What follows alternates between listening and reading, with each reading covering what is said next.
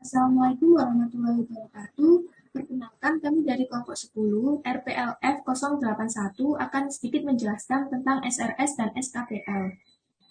Sebelumnya, izinkan saya memperkenalkan anggota kelompok kami. Yang pertama ada Ahmad Makfur Ali dengan NPM 2008-10-10-055, dan yang kedua saya sendiri Ardiana Deka Maharani dengan NPM 2008-10-10-243, dan yang ketiga ada Breksi Atingsari Julastri dengan NPM 2008-10-10-211, dan yang terakhir ada Saung Marsha Purwista dengan NPM 2008-10-10-244.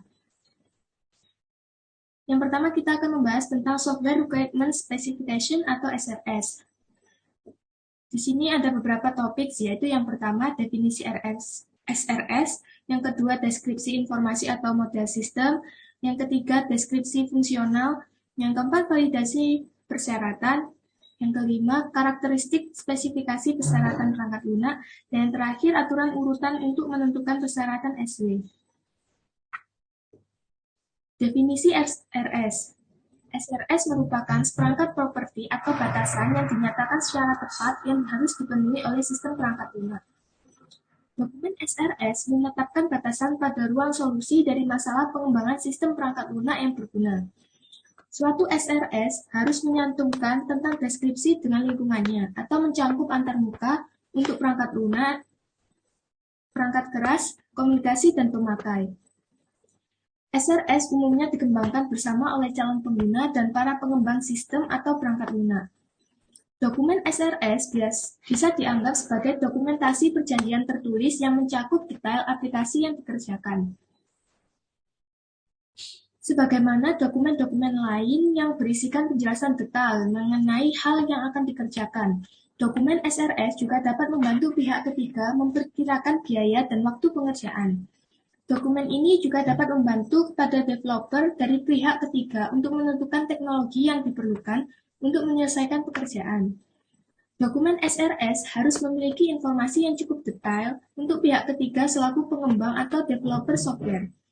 Dokumen ini tidak hanya mendeskripsikan software yang akan dibuat, tetapi juga harus memuat informasi mengenai tujuan pembuatan software dan ekspektasi mengenai kinerja seharusnya dari software yang akan dihasilkan. Beberapa hal yang harus dipertimbangkan dalam membuat dokumen SRS adalah tersedianya informasi yang jelas dan tidak ambigu, detail, lengkap, terdapat aspek prioritas pekerjaan, serta ekspektasi output yang jelas. Selanjutnya ada deskripsi informasi atau model sistem. Model konseptual ini adalah tampilan tingkat yang sangat tinggi dari sistem di mana layanan pengguna utama diidentifikasi dan hubungannya didokumentasikan. Pentingnya untuk membangun sistem yang eksplisit dan didefinisikan secara tepat model pada tahap awal dan menggunakan model ini untuk memahami sistem. Notasi yang paling efektif untuk menggambarkan model konseptual suatu sistem adalah notasi grafis, yang biasanya dapat dipahami oleh pengguna yang tidak memiliki latar belakang teknis dalam merekayasa perangkat lunak.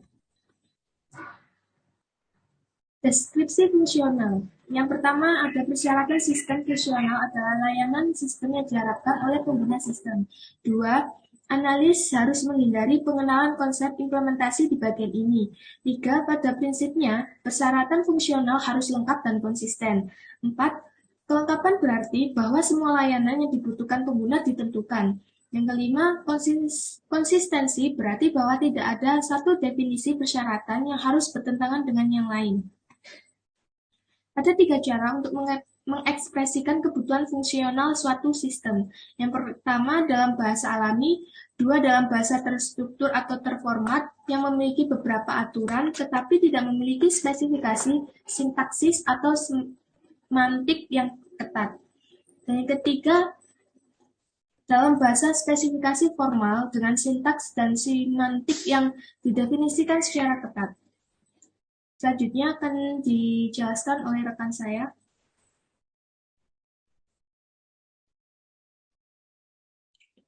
Saya Breksi Atingsari Julastri, NPM 20081010211, ingin melanjutkan presentasi pada bab sistem software requirement specification, yaitu pada subbab selanjutnya mengenai validasi persyaratan. Persyaratan sistem harus divalidasi. Jika tidak, maka kesalahan dalam definisi persyaratan yang akan disebarkan ke dalam desain dan implementasi sistem ini mungkin diperlukan biaya yang mahal untuk memperbaiki kesalahannya. Terdapat 4 tahap terpisah yang terlibat dalam memvalidasi persyaratan. Yang pertama, yaitu persyaratan harus terbukti konsisten. Artinya, persyaratan yang satu tidak boleh bertentangan dengan persyaratan lainnya. Lalu yang kedua, persyaratan harus terbukti lengkap. Definisi harus mencakup semua fungsi dan batasan yang dimaksudkan oleh pengguna sistem.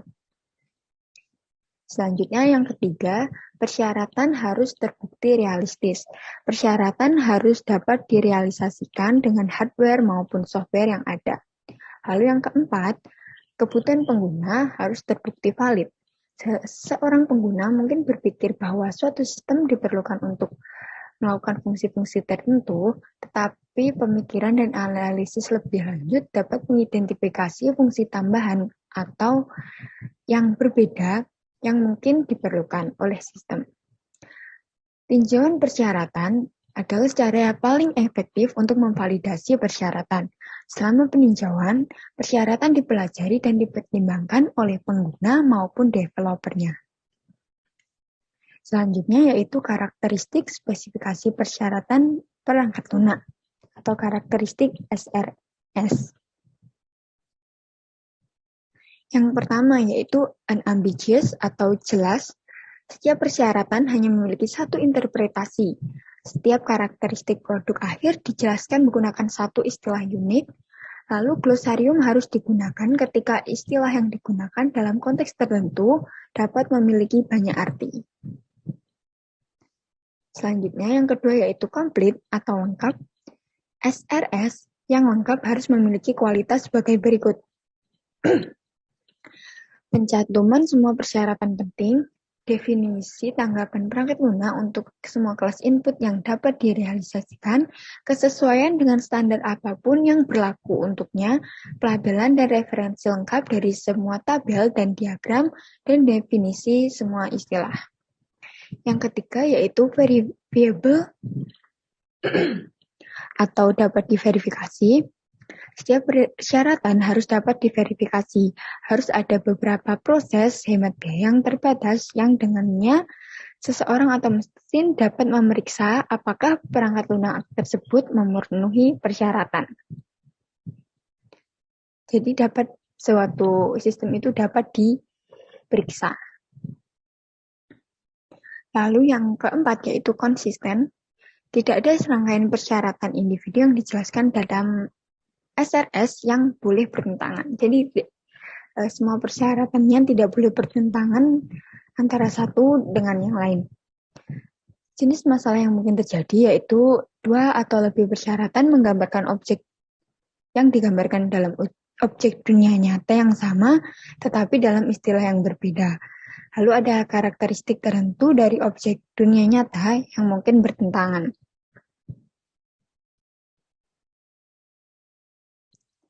Yang kelima yaitu modifiable atau dapat dimodifikasi. Struktur dan gaya SRS sedemikian rupa sehingga setiap perubahan yang diperlukan pada persyaratan dapat dilakukan dengan mudah dan lengkap dan konsisten. Persyaratannya yaitu koheren dan easy to use organization yang termasuk daftar isi, indeks, dan referensi silang. Lalu yang kedua tidak berlebihan yang dapat menyebabkan kesalahan.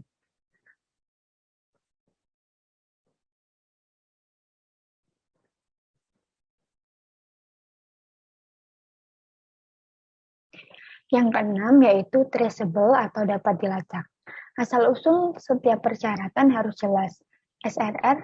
SRS harus memfasilitasi referensi dari setiap persyaratan dapat dalam pengembangan masa depan ataupun dokumentasi peningkatannya. Jenisnya ada dua yaitu backward traceability, yaitu setiap persyaratan harus secara eksplisit merujuk pada sumber dalam dokumen sebelumnya. Lalu yang kedua forward traceability, yaitu setiap persyaratan harus memiliki nama atau nomor referensi yang unik yang dapat digunakan untuk dokumen selanjutnya. Yang ketujuh yaitu usable atau dapat digunakan. SRS harus dapat digunakan selama fase operasi dan pemeliharaan. SRS harus memenuhi kebutuhan fase operasi dan pemeliharaan, termasuk penggantian perangkat lunak pada akhirnya. Lalu untuk subbab selanjutnya yaitu the seven sins of the specifier atau 7 dosa dalam dokumen proses pendokumentasian ini. Yang pertama yaitu noisy, kehadiran elemen dalam teks yang tidak membawa informasi yang relevan dengan fitur masalah apapun. Yang kedua adalah silence, adanya fitur masalah yang tidak tercakup oleh elemen teks apapun, jadi tidak dibahas.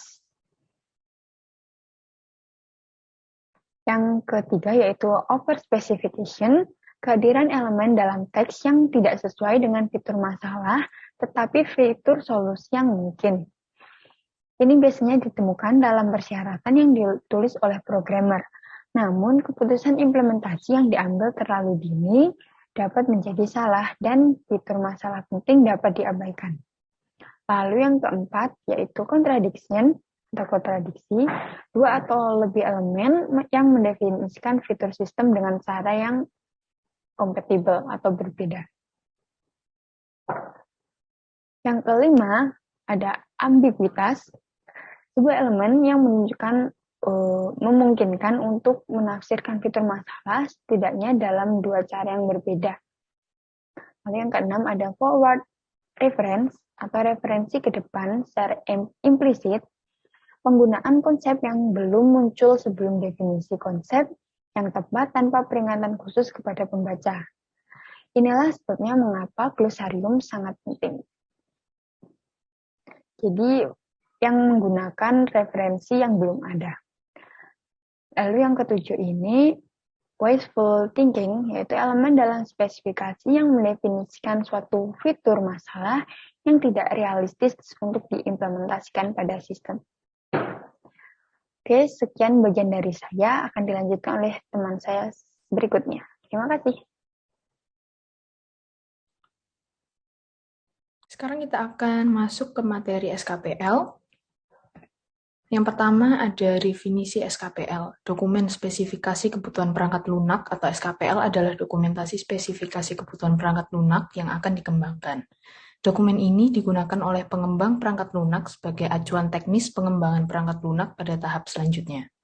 Spesifikasi kebutuhan perangkat lunak menetapkan dasar perjanjian antara pelanggan dan pengembang tentang bagaimana produk perangkat lunak harus berfungsi. Spesifikasi kebutuhan perangkat lunak adalah penilaian kebutuhan yang ketat sebelum tahap desain sistem yang lebih spesifik, dan tujuannya adalah untuk mengurangi desain ulang nanti. Bila digunakan dengan tepat, spesifikasi kebutuhan perangkat lunak dapat membantu mencegah kegagalan proyek perangkat lunak. Sekarang kita akan masuk ke teknik dan metode SKPL. Yang pertama ada menggunakan template SKPL yang tersedia, kemudian ada mengidentifikasi sumber dari kebutuhan perangkat lunak, memberikan label yang unik untuk setiap kebutuhan, merekam alur bisnis, dan menspesifikasikan kualitas yang unik untuk setiap kebutuhan. Menurut Summerviller, dokumen spesifikasi yang baik harus memiliki tujuan utama, antara lain menyediakan umpan balik kepada konsumen, memecah permasalahan ke dalam komponen-komponen yang lebih kecil, merupakan masukan untuk tahap spesifikasi rancangan, bisa melakukan pengecekan validasi pendek. Kemudian ada penggunaan bahasa. Yang pertama ada bahasa alamiah atau natural language. Bahasa yang digunakan adalah bahasa sehari-hari yang digunakan oleh manusia. Biasanya digunakan untuk berkomunikasi. Yang kedua ada struktur natural language. Bahasa alamiah dengan struktur dan batasan tertentu. Digunakan dengan tujuan untuk mendeskripsikan masukan, luaran, dan kebutuhan fungsional sistem yang akan dibangun. Kemudian yang terakhir ada semi-formal language. Pendekatan yang menggunakan diagram untuk mendeskripsikan spesifikasi kebutuhan perangkat lunak. Sekarang kita masuk ke komponen SKPL. Yang pertama ada deskripsi singkat tentang kasus penggunaan tersebut. memberikan gambaran ruang lingkup, masukan, dan luaran yang diharapkan dari kasus penggunaan tersebut.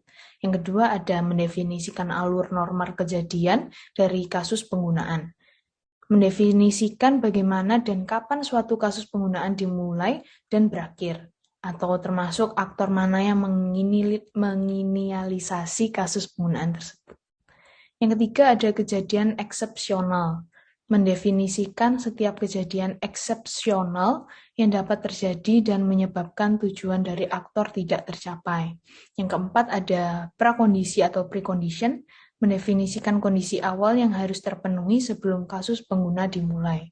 Dan yang terakhir ada postkondisi, mendefinisikan kondisi akhir yang harus tercapai setelah kasus penggunaan ini berakhir.